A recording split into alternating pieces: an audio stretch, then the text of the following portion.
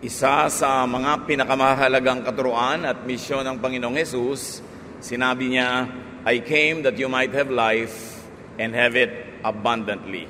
Have it to the full.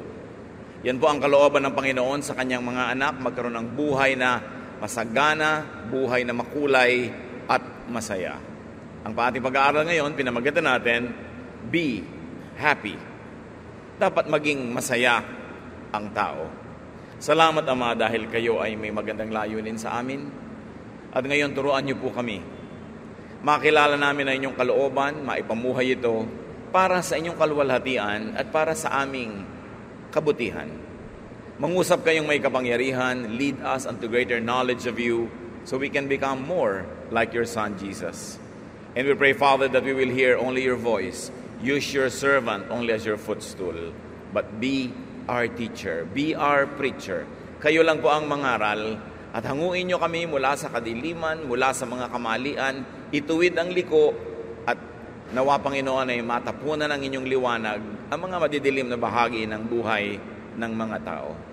Nawa ang iyong karunungan ay mapasa amin at masunod namin ang iyong kalooban. As we pray, O Lord, and as we prepare our hearts to hear your message for us, may you continue to strengthen our bodies, heal our infirmities, strengthen our spirit, and may our emotions be composed before you. Buuin niyo po, Panginoon, ang mga nasisirang mga loob.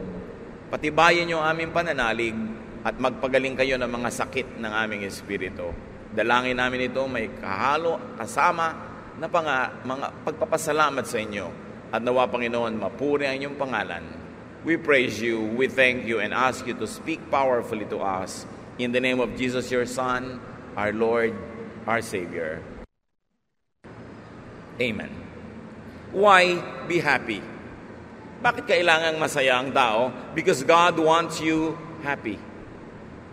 God doesn't want you sad. Deuteronomy 30, verse 9, the Lord will be happy to do good things for you. God makes people happy. 1 Samuel 2:1, Hannah prayed, you make me strong and happy, Lord. At alam ni Hannah kung saan kanino nagmumula ang kanyang kaligayahan, at yon ay ang Panginoong Diyos.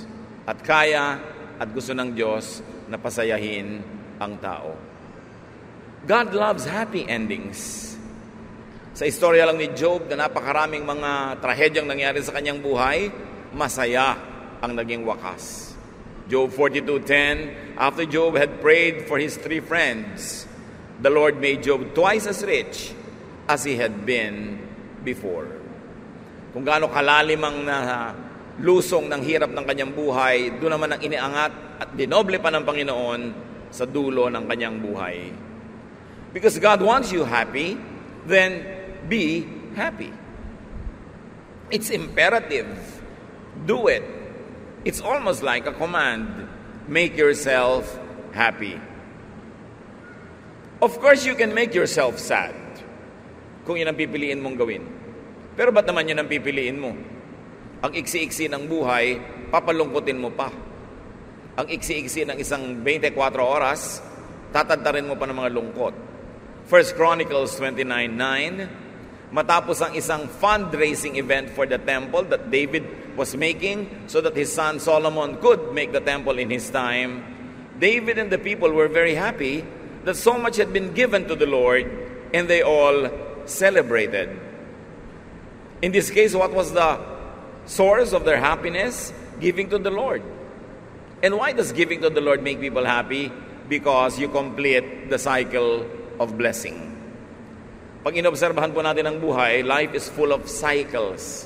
May water cycle, may food cycle, may chemical cycle, ang existence nating lahat. At merong cycle of blessings. How does it work? God gives you. That's one way. That's one half of the circle. But when you give back to God, you complete the circle. Therefore, the latest act of giving comes from you. And God will not let you be the last giver. So God will give to you again so much more than what you gave Him, because God is no man's debtor. Hindi siya papayag na may utang siya. At siya pa ang binigyan. So ibabalik niya. At dahil ikaw ngayon ay magbabalik uli sa Panginoon, ibabalik niya uli. Kaya walang katapusang cycle of blessing yan. But when God blesses you and you don't return and give back the blessing, the cycle stops. It stops at you. Parang tennis, pag sinerban ka ng bola, hindi mo na ibalik, saserban ka uli, hindi mo na ibalik, saserban ka uli. Pag 3 beses nang hindi mo na ibalik yon, tapos ang laban, wala na. End of game, 0 ang score. The love set, they call. Kaya maraming mga tao, hindi sila masaya kasi matapos silang pasayahin ng Diyos, hindi naman sila nagsusukli ng kasiyahan sa Diyos. So, wala nang kailangan pang ipagpatuloy yung cycle. And giving to the Lord gives so much happiness, as we have seen in the example, and as you can prove in your lives. The opposite of that, withholding, brings gloom, sadness, and inner division. Because there's also a part of you that will be grieved when you withhold good things from God and from other people. So make yourself happy by giving to the Lord. 1 Chronicles 29:14. But why should we be happy that we have given you these gifts? They belong to you, and we have only given back what is already yours. Yung palang nakakapagpasaya. Sa inyo naman po talaga yan. Sinoli lang namin yung part of it, not even the whole of it. At yun lang ang tama, yun lang ang logical na gawin ng taong tumatanggap ng pagpapala mula sa Diyos. 1 Chronicles 29:17. But we are happy because everyone has voluntarily given you these things. You know what's in everyone's heart, and you are pleased when people are honest. Ikinalulugod ng Panginoon ang katapatan. Bibigyan ka ng Panginoon ng 100. Ang ibabalik mo lang 10 at the least. Di minatra sa 90. Bibigyan ka uli ni Lord ng 100 dahil nagbalik ka ng 10. Magbibigay ka uli ng 10, di 180 na yung nasa iyo. Bibigyan ka uli ni Lord ng 90. Kaya nyo pang sundan sa math? Sundan nyo ng sundan because the more you give to the Lord, the richer you get. Because the Lord will always outgive you. Not only financially, but spiritually, emotionally, in many aspects of life. There are many ways to give to God. And one of that is by giving to our fellow humans.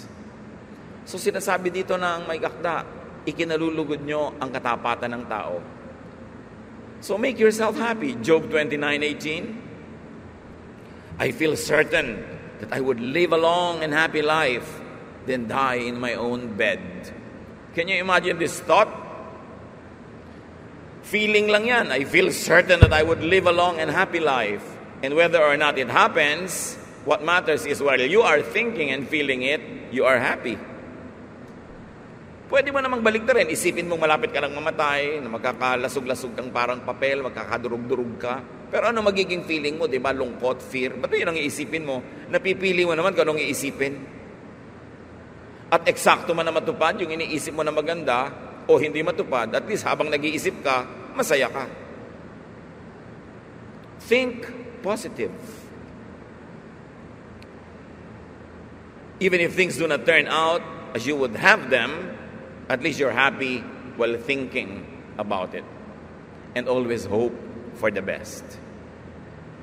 Hindi yan pampakonsuelo lang na walang pinangahawakan. Because God is our God and God loves us, we can always hope for the best. Be ready for the worst. That is important. But focus on what is best. Matapos nating maghanda para sa mga posibleng hirap at sakit ng buhay, may naihanda ka na, kalimutan mo na at mag-focus ka na doon sa masaya, sa maganda. Dahil doon nakasalalay ang kaligayahan mo, araw-araw, oras-oras, day by day. So be happy. Job 36:11. And if they obey, they will be successful and happy from then on. What do we get here? Obey God unto happiness. Sumunod ka ng sumunod sa Diyos dahil patungo sa kaligayahan ang pagsunod sa Kanya. At huwag kang tumigil ng kasusunod hanggang hindi ka kakarating sa kaligayahan. Kasi pag tumigil ka, di wala kang mararating. Hindi nalulugi ang sumusunod sa Panginoon, kailangan lang huwag kang tumigil hanggang magbunga yung ginagawa mong tama. You don't plant a seed and dig it to see if it's growing. Give it time. But be patient and trust in the Lord. Psalm 9:14, and I will sing about you at the gate to Zion. I will be happy there because you rescued me. Nakikita natin mga kapatid so far, ang pinagmumula ng mga kaligayahan dito, puro may kinalaman ng Panginoon. Maligaya ka dahil sumusunod ka sa Diyos. Maligaya ka dahil umaasa ka sa Diyos. Maligaya ka dahil pinamamahayan ng Panginoong Diyos ang iyong puso. Ang maraming taong laging lumulungkot, yung ang kaligayahan nila, laging lang itinataya sa kapwa-tao lang. Ang buong buhay, kung isang buong savings pa, itinataya sa taong pwede kang pagtaksilan, pwede kang pagsamantalahan, limutin. Kaya maraming malungkot Kasi ang Diyos ng buhay nila kapwa-tao. Isang kadadali ng kapwa mo tao, kahit mahal na mahal ka at gusto-gusto ka niya, pwede naman siyang mamatay, di wala ka na namang kasama. Mabuti nga sana kung mahal na mahal ka, paano kung buhay na buhay, hindi ka naman minahal. Tapos minahal mo siya ng todo, ano mangyayari sa'yo? Marami mga tao po mga kapatid, kaya sobrang lungkot, pinapalitan nila ng kapwa-tao lang yung trono ng Diyos dapat sa kanilang puso. Kaya laging windang, laging malungkot, lagi na lang umiiyak-iyak at wala sa sarili. So you follow God unto happiness. And you also praise God unto happiness. Purihin mo ng purihin ang Panginoon kahit hindi ka masaya sa oras na yun. At makikita mo, bago ka matapos magpuri, umangat na ang kalagayan ng iyong espiritu dahil hindi naman pwedeng magbingi-bingihan ng Diyos sa matapat na pagpupuri sa Kanya. At nagkakaroon tayo ng connection sa Diyos na may likha. Pag tayo ay nagpupuri sa Kanya, something miraculous happens when you praise God. Meanwhile, what is your other choice? Di magreklamo ka sa buhay. Magreklamo ka sa Diyos. Magreklamo ka ng lahat ng problema mo sa buhay, pero sasaya ka kaya pag yun ang ginawa mo. Psalm 81:1, be happy and shout to God who makes us strong. Shout praises to the God of Jacob. Praising, happiness, attitude, change things. If you cannot change things, change your attitude about that same thing, and your whole perspective will change. Pag hindi nyo kayang baguhin ang mundo, ang baguhin nyo yung attitude. Yung paningin nyo sa mundo, ang ending, sasaya kayo. Dapat kasi ang ending ng ginagawa ng tao, pagsaya. Magnenegosyo ka, ang ending naman, sobra kang na-stress, sobra kang ng problema, ba't ka pa nagnegosyo? Magpapasikat kang mabuti, sisikat ka nga, ang ending naman, hindi ka masaya. Bakit pa? Pero kung sumisikat ka, nagnenegosyo ka, yumayaman ka, at masaya pa yung ending, blessing talaga yan. Ang sukat sa tao, hindi kung gaano karaming pera niya, gaano kalaki ang sweldo niya, gaano kalaki ang savings niya, kundi gaano siya kasaya sa buhay. Because happiness is the primary duty of life. In many democratic constitutions, the pursuit of happiness is even guaranteed by the basic law of the land. And not only the government wants you happy, God wants you happy. Paano nga ba sasaya sa dami ng mintis, hits, and misses ng buhay?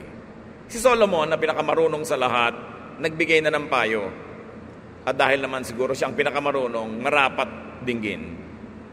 Ecclesiastes 9:7, be happy and enjoy eating and drinking. God decided long ago that this is what you should do. Yun namang sobrang mga matataas ang theology, sobrang mga conservative, marunong pa kay Solomon, iibahin pa nila ang reading niyan ang linaw-linaw na nga. Because sometimes it does not agree with your traditional concept of godliness. But Solomon, who was blessed by God with the highest and most supreme wisdom, says, you want to be happy? Enjoy simple, available pleasures like food and drink. Bihirang tao naman yung kahit simpleng pagkain at mainom ay wala. At kung matututunan mong pagkaroon ng kasiyahan sa mga simpleng bagay, mas malaki ang garantiya na sasaya ka. So babawan ang kaligayahan para madaling malusong, madaling maabot, madaling makamit. Pag pinakalalim-lalim mo yan, baka pati ikaw hindi mo masisid, at wala namang willing makisisid sa'yo sa lalim niyan, malulungkot ka lang. Matthew 5:12, sabi ng Panginoon tungkol sa mga kumisay nahihirapan dahil sila'y mananampalataya, be happy and excited. You will have a great reward in heaven. People did the same things to prophets who lived long ago. So, kung nagkakaroon ka man ng konting pagtitimpi, sometimes abstention, pagtitiis, dahil yan ang hingi-hingi ng isang makadiyos na pamumuhay, sabi niya, huwag mo ikalungkot yan, huwag mo ipagreklamo yan, dahil iba yung gantimpala ang naghihintay sa iyo. Count needful sacrifice for godliness as happiness. At yung happiness, hindi man ngayon, edi bukas. Naghihintay sa iyo dahil meron kang itinatanim na mabuti. But remember, I like to take note, brothers and sisters, only needful sacrifice. Maraming sacrifices hindi kailangan. Hindi mo dapat gawin dahil hindi naman hinihingi sa iyo ng Diyos. Kaya dapat lang kinikilala natin, ano ba talaga yung marapat? Anong sacrifice yung merong practical na magandang bunga sa buhay? Now, it's one thing to be happy, but there's another thing. Stay happy. Paano yun? Paano nananatili ang saya? Paano napapanatili, napapahaba, napapadalas ang saya? Pati sa Biblia, maraming katuruan dyan mga kapatid. Romans 12:15, when others are happy, be happy with them. Hindi naman nauubusan ng kapitbahay, kaibigan, kamag-anak, katrabaho na masaya. Makisaya ka sa lahat ng nagsasaya, at pag pinagdugtong-dugtong mo yon, marirealize mo, ay, ang dami ko na palang naging kasiyahan. So kung aatin ka ng kasalan, huwag kang madaling umuwi. Mag-enjoy ka, mag-stay ka, sumaya ka kahit hindi mo kasal at hindi mo gastos. Merong mga nag-e-enjoy sa buhay nila, meron silang magagandang kwento, makinig ka. Pwede ka naman makinig tapos mainggit, pero sasaya ka ba? Pero kung nakinig ka tapos nagdiwang ka dahil itong kakilala mo ay umasenso, na-promote, sumikat, nanalo sa isang contest, edi sasaya ka rin kahit hindi ko yung tumakbo sa karera, siya napagod, pero masaya ka rin dahil nakisaya ka. Pero bakit maraming malungkot mga kapatid? Kasi pag may nagtatagumpay, ang inaatupag natin, mainggit. So habang dumadami yung tagumpay niya, mas lumulungkot ka. Sa sobrang materialistic Korean society ngayon, there is a saying in Korea, when your neighbor repairs his house, you begin to have ulcers. Pag may umaasenso sa tabi mo, nakakasakit ka sa inggit dahil sa competition.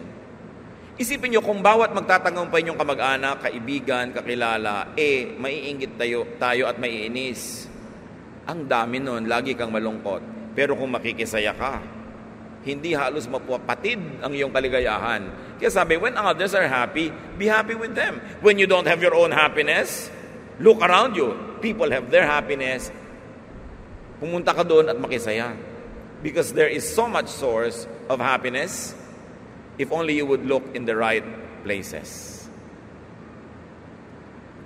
2 Corinthians 2:3, the reason I want to be happy is to make you happy. Sabi ni Paul. There's another key to happiness here. Make others happy so that they can make you happy in return. Mga kapatid, pansinin niyo ito. Kung paano ko gustong pansinin niyo yung cycle of blessing. Pansinin niyo rin that being happy is a ministry. Sabi ni Paul, pinasasaya ko ang sarili ko at gusto kong masaya ako as often as and as much as possible so I can make you happy. Why? Because we cannot give what we do not have. Malungkot kang nanay, paano ka magpapasaya ng anak? Malulungkutin kang teacher, paano sasaya ang klase mo? Malungkot kang leader, anong sigla ang maibibigay mo sa iyong mga tagasunod? Pag may impluwensya ka sa tao, isipin mo rin, may pananagutan ka maging masaya para sila sumaya. Pasyente ka, dadalawin ka ng mga nagmamahal sa'yo, lalo mong palulungkotin ang sarili mo. Puro daing ang ibibigay mo. Puro mga panaghoy, puro pagpapaawa. Aalis sila ngayon lahat, halos gumagapang sa sahig sa lungkot. Yung sumaya sila dapat dahil dinalaw ka nila, nakaminister ka sa kanila, kahit pa nga may sakit ka. Ang tao habang buhay, meron tayong pwedeng ibigay sa kapwa. Kahit tayo may pagdaramdam, may dinaramdam, may karamdaman, kahit pa tayo may mga karukhaan, karalitaan, hindi na uubusan ng pwedeng ibigay dahil buhay ka pa eh. And do not use your sometimes sad situation to worsen your sadness at ihawa mo ang mga tao sa paligid. May pananagutan ka magpasaya ng iba dahil hindi mo alam, yung pinapasaya mo, yan din ang magpapasaya sa'yo in return. Remember naman the cycle of happiness. You make people happy, so they make you happy. And because you are happy, you can make them happy and they make you happy again. Cycle na naman. But try making people sad. Try hurting people. Try depriving people and see what they do to you. You will begin a cycle of negative things. We were created in God's image. That means human beings have a lot of power. And that power shows itself when you act, when you initiate an action, or when you react. When you do good, there's a very big chance that people will do good in return. When people do bad things to you and you do good things to them in return, there's a big chance that they will stop doing bad and they might even begin doing good to you. Yun ang tinatawag na power natin na ibinigay sa atin ng Diyos. Meron kang kakayahan na ibahin ang mga nangyayari dahil may ibinigay sa atin ng Panginoon na ganong kakayanan. 1 Peter 3:10, do you really love life? Do you want to be happy? Then stop saying cruel things and quit telling lies. Pag marami nagtatanong sa akin, lalo sa Facebook, Tito, bakit po kaya ako laging malungkot? Marami ka bang sinasabing masasakit na salita? Pintas ka ba ng pintas? Nang backbite ka ba? Do you stab people in the back? Marami ka bang kasinungalingan? Opo. Basahin mo yung 1 Peter 3:10, anak. Kaya ka malungkot dahil sinungaling ka. Kaya ka malungkot dahil ang daming mga masasakit na salita na lumalabas sa iyong bibig. Nagpapalungkot yun. Hindi mo na kailangan iwan ka pa ng iyong papa para malungkot. Pag laging masasama ang lumalabas sa iyong bibig, lulungkot ka. Bakit? Kanino ba nanggagaling yung masasamang salita na yun? Kay Satan, syempre. Sa palagay niyo, mapapasahin ka niya? No way. Habang sumusunod ka sa kanya, mas aapihin ka niya. Lulungkot ka ng lulungkot. So your happiness is mostly in your hands or in your mouths. Sa atin yan. Madalas, pag tiningnan mo kung sino ang manufacturer ng iyong kalungkutan, ikaw din yun. Darating ang tao sa iyo, laging lungkot ang ibibigay mo, puro daing. Hindi ka na pupuntahan ulit dahil nakakadrain, nauubos ang lakas niya pag ikaw ang kasama. So mamaya, lalo ka na lang lulungkot.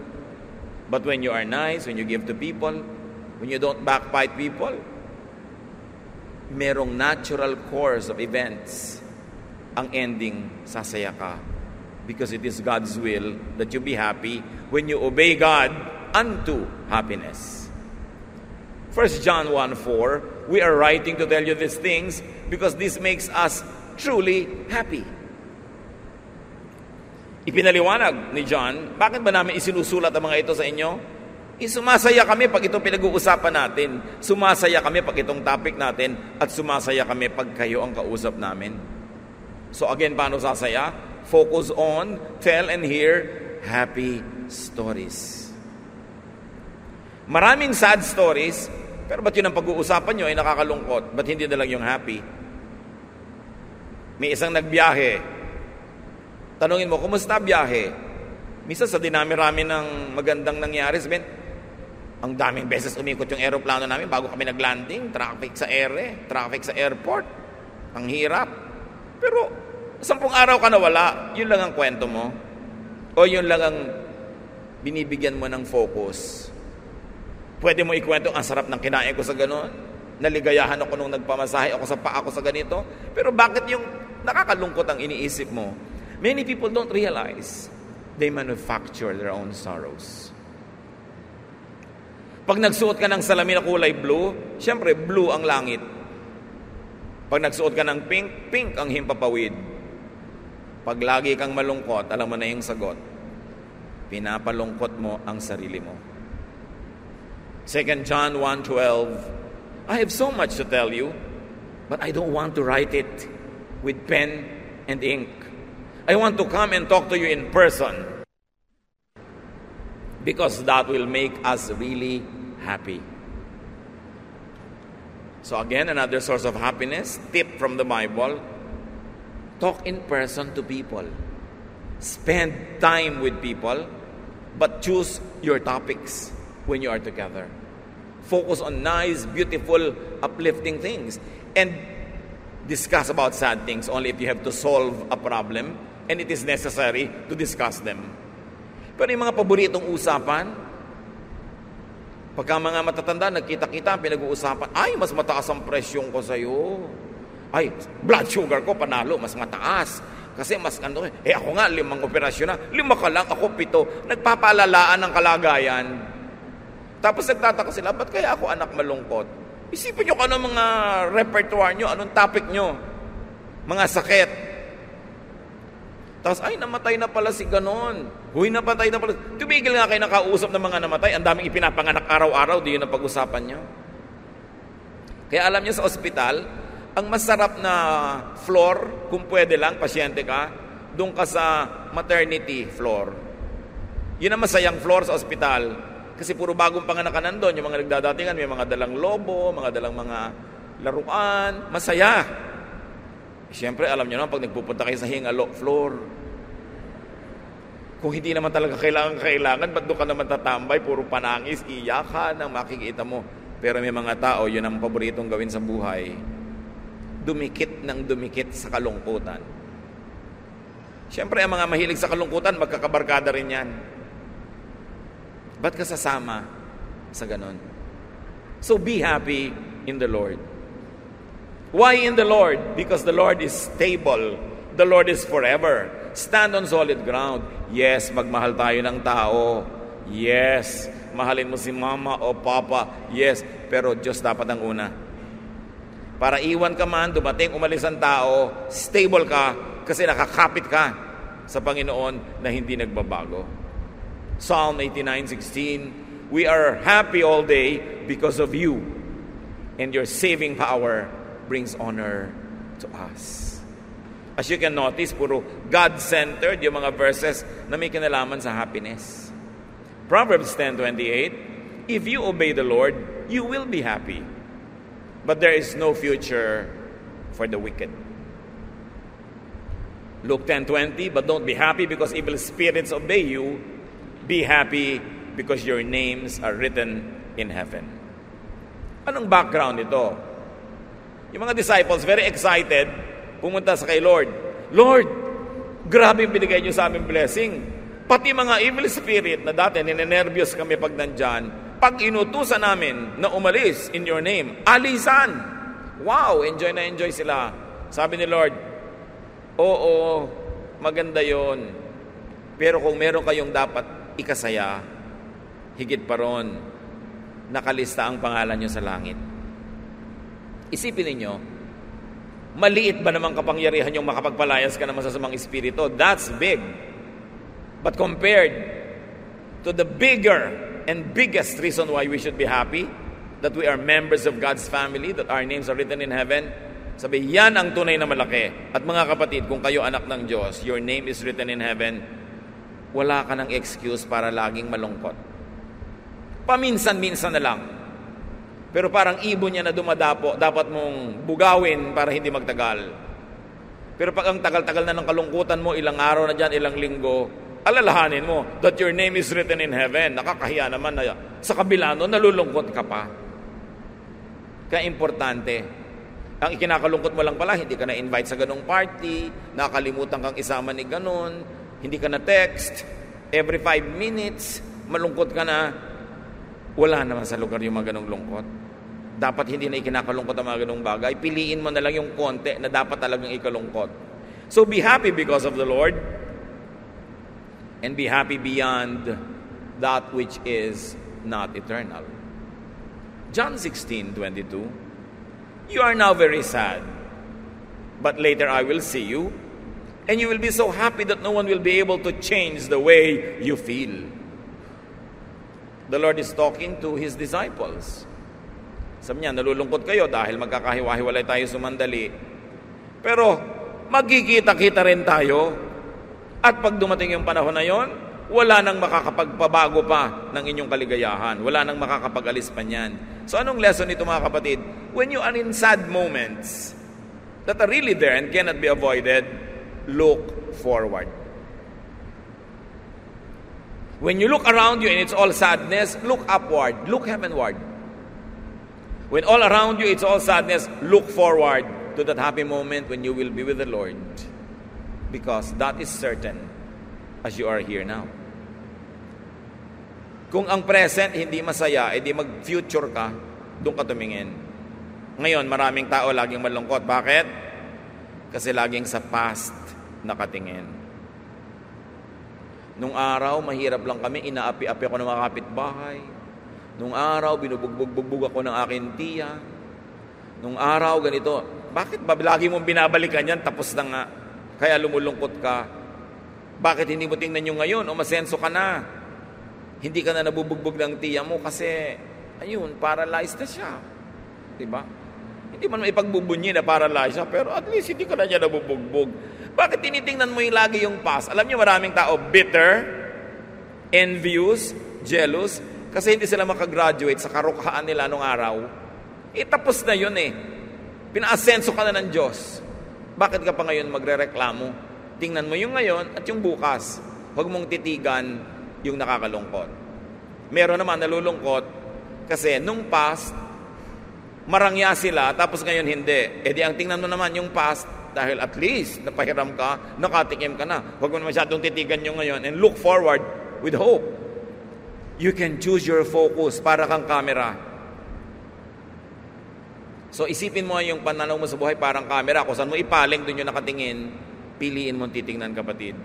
Be happy in practice. And more than that, be happy in the realm of thought. Nasa isip yan eh. Be changed by the renewing of your mind. Sabi ng Romans 12:2. Baguhin mo ang pag-iisip mo at maraming magbabago. Colossians 1:11. His glorious power will make you patient and strong enough to endure anything, and you will be truly happy. Of course, if you want to be happy in righteous relationships.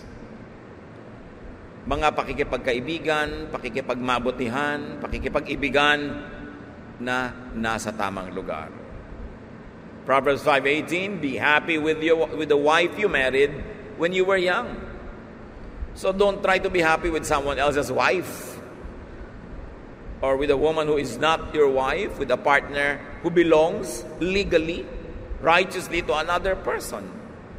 So huwag ka daw mga agaw. Be happy with the wife you married when you were young. Dapat ang tao marunong makontento, binibigyan ka na ng partner, makontento ka na. No return, no exchange.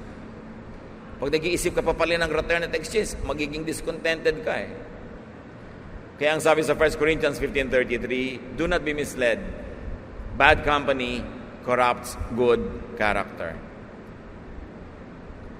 Pinipili ang kasama, pinipili ang kinakasama, at pinipili ang sinasamahan. Dahil madalas yan ang nagbibigay ng lungkot sa ating buhay pag mali ang pinagmumulan ng samahan. Psalm 1:1. Blessed is the one who does not walk in step with the wicked, or stand in the way that sinners take, or sit in the company of mockers. Napakarami ng pwedeng gawin para sumaya, manatiling masaya, at dumami ang kasiyahan. But don't forget to pray for happiness. Pray for it. Psalm 51:8, let me be happy and joyful. You crushed my bones, Now let them celebrate. Ito ay dalangin ng isang gustong makabangon na mula sa kanyang mga kalungkutan. Psalm 68:3, but let your people be happy and celebrate because of you. Si Solomon, anong ginawa niya na pwedeng gawin ng marami? Search for happiness. Hinahanap din yan. Minsan, basta nalang kumukusang dumadapo, pero hinahanap din. Ecclesiastes 2:3, I wanted to find out what was best for us during the short time we have on this earth. So, I decided to make myself happy with wine and find out what it means to be foolish without really being foolish myself.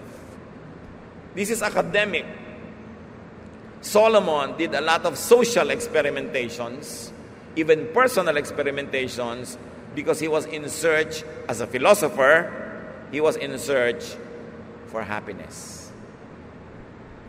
Gusto niyang unawain kung ano nagpapasaya, nagpapalungkot sa tao. Pero alam niyo ang kanyang ending? Bukod sa paulit-ulit niyang sinabing, eat and drink, enjoy life with your wife, enjoy the simple things in life, ang sinabi niya sa ending, sabi niya, now, all has been said, all has been heard. This is the heart of the matter. Obey God. Obey His commandments. Because you're going to face Him. Yan ang sinabi niya. Yan ang susi para magkaroon ng kahulugan, kasiyahan ang iyong buhay. Let others be happy. Hindi ka naman sasaya kung naliligiran ka rin ng puro lungkot. Payagan nyo ang inyong kapwang sumaya. Minsan, sa pamilya natin, may sobrang mga dominante. Dominanteng tatay, dominanteng nanay, dominanteng ate o kuya. Hindi na nila hinahayaan yung mga ibang members ng family na maging totoo sa sarili. Na maging masaya in their terms. Idinidikta mo how others should be happy, how they should live their lives. Tigi-tigi sa tayo ng buhay, dapat bawat nilalang ay bigyan ng kalayaang piliin ang kanyang kaligayahan as long as this happiness is not offensive to God. Let others be happy. Let them pursue their dreams. Lalong-lalo sa pagpipili ng mapapangasawa sa buhay, parents can be very well-meaning, but really, the choice must be up to the person getting married. Maging sa pag-aaral, kung saan liligaya talaga yung tao, kung saan nakahilig ang kanyang mga talent, doon siya dapat pumunta, hindi doon sa desisyon ng tita dahil siya magbabayad ng matrikula. Well, kung talagang gusto mo maging mabuting tita, bayaran mo ang matrikula, pero bigyan mo siya ng layang sundin ang kanyang kaligayahan sa buhay. Napakahalagang hindi natin dinodomina ang kapwa kasi ang Diyos hindi nang dodomina. God gives us such personal freedoms, even free will. So no human being is entitled enough, no matter how generous or protective or loving you are, to dictate upon other people's pursuit of happiness. Let people be happy. Let them be. And make others happy, as we have already discussed. Deuteronomy 15:10, you should be happy to give the poor what they need, because then the Lord will make you successful in everything you do. Ganun na lamang ang pagiging thoughtful ng Panginoon through Moses. Sabi sa Deuteronomy 24:5, Moses said to Israel, if a man and a woman have been married less than 1 year, he must not be sent off to war or sent away to do forced labor. He must be allowed to stay home for a year and be happy with his wife. Kita nyo yung kabaitan na yan? Pag bagong kasal, hindi exempted sa military service, exempted sa forced labor for the king, para 1 taon ang pulot gata para maging maligaya ang tao. What does that tell us? That God is pro-family. Na kung iisipin natin, kung ikaw ay employer, habang kaya mong ibigay, bigyan mo ng mas maraming day off o mas mahabang off ang mga tao so they have more time with their spouses, with their children, with their loved ones. Yung gera nga, exempted. Yung bagong kasal, gera pa yon. maging mabuti tayo. Hayaan natin ang mga tao sa paligid natin na sumaya sa piling ng mga gusto nilang kasama. It's a basic human right. 1 Kings 4:20. There were so many people living in Judah and Israel while Solomon was king, and they seemed like grains of sand on a beach. Everyone had enough to eat and drink, and they were happy. Ano yung lesson, mga kapatid? Lead well and make people happy. Kung ikaw ay leader, ikaw ay officer, you are in charge, you are a manager, you are an administrator, serve well so that the ending of all your services will be this: people under you are happy. Hindi yung pag nagkaroon ka ng konting kapangyarihan, ang aapi ka na, gagantihan mo na yung mga under you sa lahat ng kaapihang inabot mo sa buong buhay mo. That is a prostitution of power, because real power comes from God. And God delegates power so that we can take care of people like God would take care of people Himself. So it's a duty, a privilege to have power. And that power must be used to serve well so that the lives of people under your leadership will become better. Kaya kawawa ang mga bayan na ang kanilang mga pinuno ay mga corrupt. Isang malaking hampas sa bayan pag ang kanilang mga pinuno ay corrupt, ang nagdurusa ang buong sambayanan. 2 Corinthians 2:3, the reason I want to be happy is to make you happy, as we have read before. I wrote as I did because I didn't want to visit you and be made to feel bad when you should make me feel happy. Again, be happy so you could make others happy. Hindi natin laging nare-realize sa mga kapatid, paasensuhin mo ang buhay mo para mapasaya mo ang mga nagmamahal sa iyo at mga minamahal mo. Magpakatino ka, young person, dahil mapapasaya mo ang mga magulang mo sa ganon. Merong mga hindi nagpapakatino, naliligaw ng landas, ang tanda-tanda na, hindi pa nakakapag-support ng magulang. Yung magulang pa ang dumadalaw sa kulungan dahil nakulong pa. So hindi na nakapahinga yung matatanda hanggang kahuli-hulihang sila. Oras ng buhay nila, sila pa yung naglilingkod sa anak nila dahil yung anak hindi nagpakatino. May panahon na ikaw ay bata, may panahon na ikaw ang binibigyan, pinagpapasensyahan, tinutulungan, pero dapat lalampas ka sa panahon na yon para yung mga tumutulong at nagbibigay sa iyo makagraduate at makapahinga naman dahil ikaw naman ngayon ang bahala sa kanila. Pero paano mo sila papasayahin kung winawaldas mo ang sarili mong buhay? Alam mo na masama ang mga bisyo ka pa ng bisyo, pero pag nagkasakit ka, alam mo na yung mga nagmamahal sa iyo pa rin ang mag-aalaga sa iyo, magpapagamot sa iyo, at pag namatay ka ay maglilibing sa iyo. Kung minsan napaka-irresponsable natin sa mga nagmamahal sa atin, hindi natin inaalagaan ang mga sarili natin, tapos itutumba na lang natin yung mga katawan natin sa harapan nila, may sakit tayo, naghihingalo, problema ngayon nila kung paano tayo bubuhayin. Kaya kung gusto nating sumaya at magpasaya ng kapwa, be responsible, take care of yourself, so you can make people happy. Philippians 2:2, now make me completely happy. Live in harmony by showing love for each other. Be united in what you think as if you were only one person. Here, kanina yung mga leaders ang pinag-uusapan, ngayon followers. Make leaders and make elders happy. Unite.